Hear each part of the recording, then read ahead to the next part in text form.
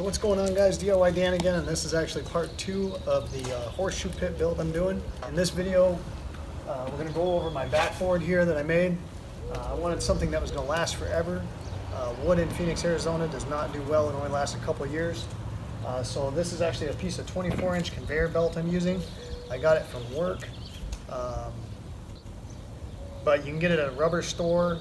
If you know anybody that works in concrete, they've probably got some of these laying around. So, and then I built this metal frame, just welded it together, and I actually had some buddies that do powder coating, so they hooked me up on this. So we're gonna dig the holes, pour the concrete, set the posts, and anchor the conveyor belt in this video.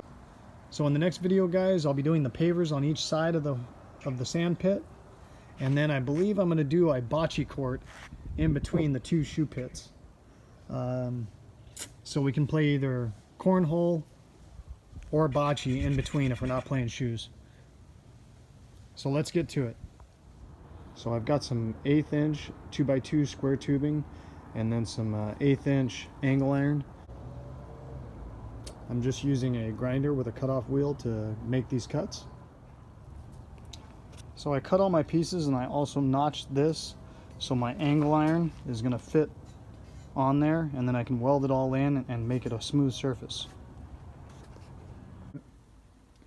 So I made this 4-inch ABS cap and tube assembly to leave on the horseshoe stake when we're not playing shoes, and that's just a safety aspect so nobody possibly trips and impales themselves on the stake. And it just sets over the top when we're not playing shoes. So when you get to the point, because all I'm using to dig these holes is this shovel, when you get to the point where you can't really get in there to push down, I kind of cleared out the bottom of the hole. Okay, going close. And now, if you just kind of chop it both ways, and then just scoop it out.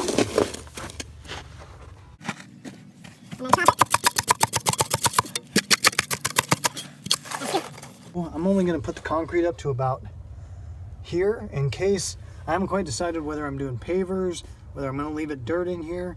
But if I decide to do pavers, I don't want to have the concrete too high where I can't lay the pavers. So I'm going to keep the concrete down, but I've still got about 1 foot of concrete that's going to go in this hole to hold it. I went ahead and did both sides. I have checked to make sure I am level, and level this way as well. As before, I'm using this because it's just easier for me to mix the concrete than a shovel.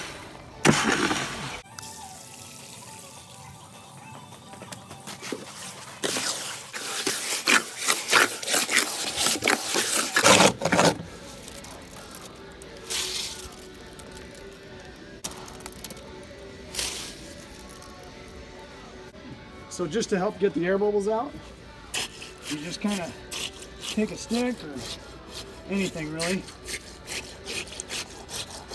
and just kind of push it down into there. It'll bring the air bubbles to the top.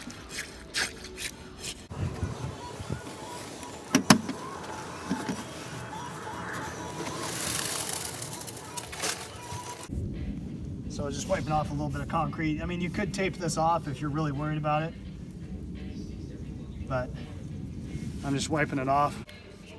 And then the biggest critical after you get it set, before it starts hardening up, is make sure you're still level. I messed up on a previous post I did.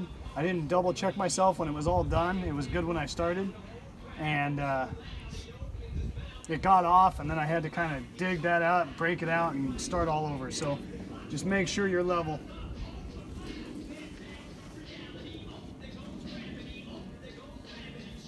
We're good there.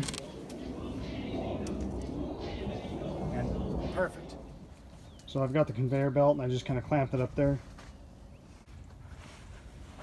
So I started at this end, and I'm working my way this way, and I'm putting a little bit of an angle on the drill bit as I go through the rubber and up a little bit.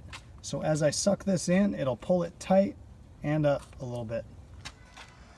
So it is all up and really stout, works really well.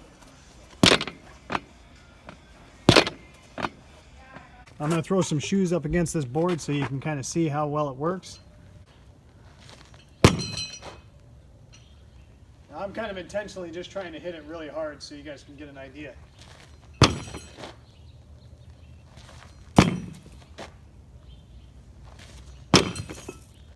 So I hope you guys enjoyed this video and hope to see you on the next one. Later.